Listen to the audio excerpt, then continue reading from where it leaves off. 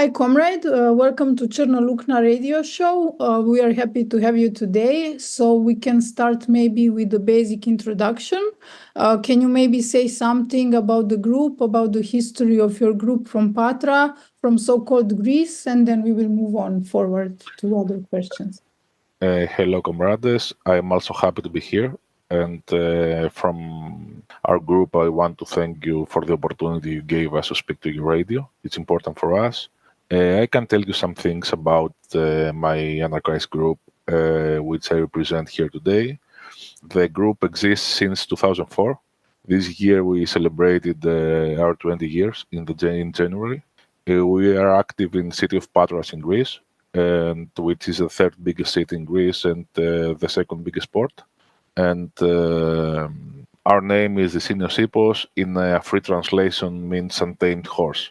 We are, as I said, we exist since 2004, and our main goal is a participation in various processes and struggles of the anarchist movement in the city. But we are also thinking about and try to be active, participate in struggles that covers whole Greece. So some things we do as an anarchist team, we have we publish a newspaper, Terminal, a French name inspired from French Revolution. The paper is mostly hand-to-hand, like we give them to streets, to various events, to processes, to meetings. We generally try to give the paper to people hand-to-hand, and we also send the paper to anarchists in other cities of Greece. We have a published initiative called Δυσήνιος Ίππος, which is basically a name that has connections with the name of our group. And as a publishing project, we aim to highlight and spread social struggles, maintaining social class memory, and promoting anarchist, libertarian, and radical ideas. We participate in a self-managed social center or social space, depends on what term you use, which is called the Pitaproso, which is the name is in memory of the first anarchist newspaper published in Greece at Patras in 1896.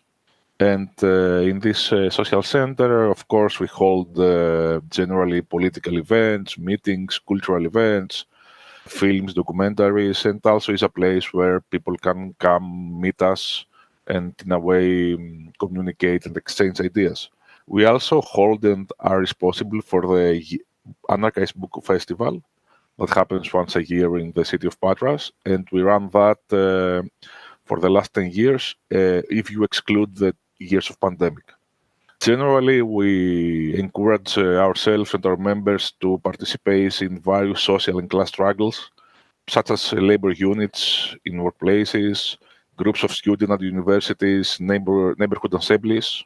And also our women comrades participate in the struggle against patriarchy through the Women Against Patriarchy Initiative, which organized many mobilizations like March 8th, November 25th, which is against the students, which gives a specific tone in the social life of the city. Because we have many young people who come from other cities, stay for 4 or 5 years, and then majority of them leave, and the whole economy of the city moves around the university, at least a big part of it. Now, for example, about the size, it's like 300,000 or something between 300 and 400,000. That varies, depends of, how crowded the universities are and stuff like that. Generally, it's not a city that has factories or workers in what we say heavy industry. We don't have that. Generally, the economy of the city is based around what we call here services, like many stores, many facilities that provide things about the students. That's also the political face of the city is mostly what we call here social center. Like they are traditionally, the city is not going to the right. We have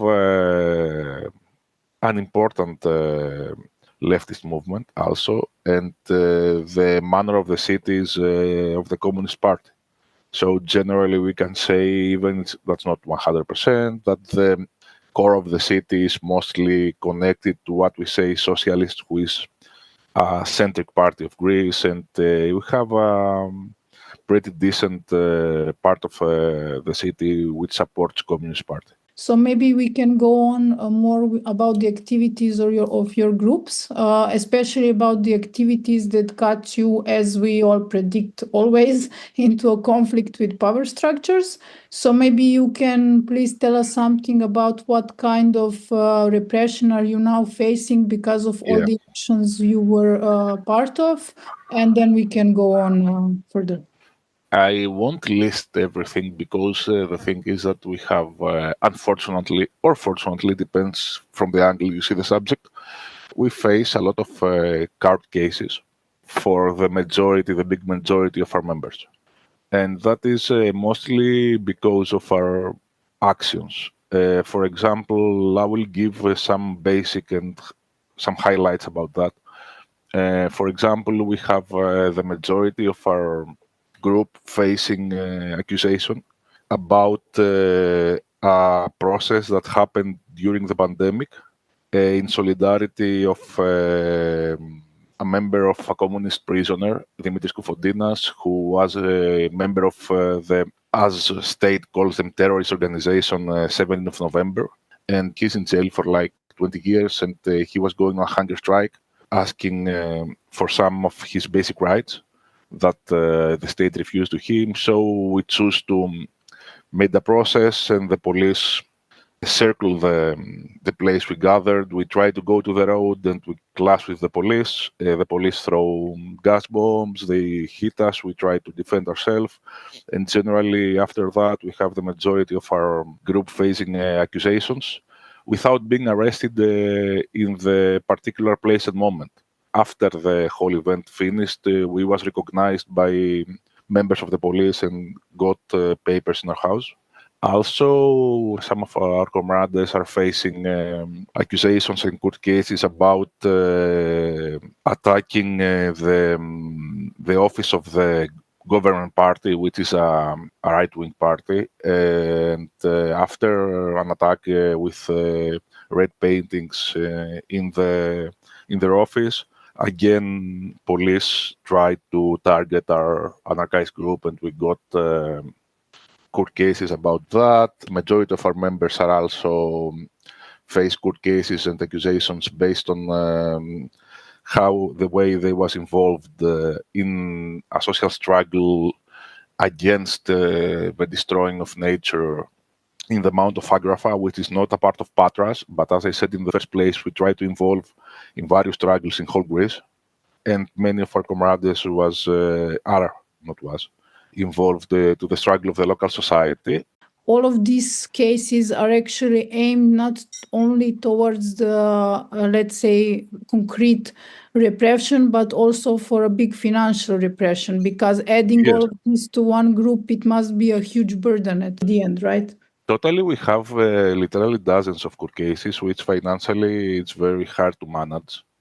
And that is one of the reasons why we made that campaign and ask of the solidarity of comrades in other countries, because basically we are not a huge team. We are like, I don't want to say the exact number, but a couple of dozens of people. And when you face so many court cases and the way the court system is in Greece, we speak about a financial struggle of literally thousands of euros.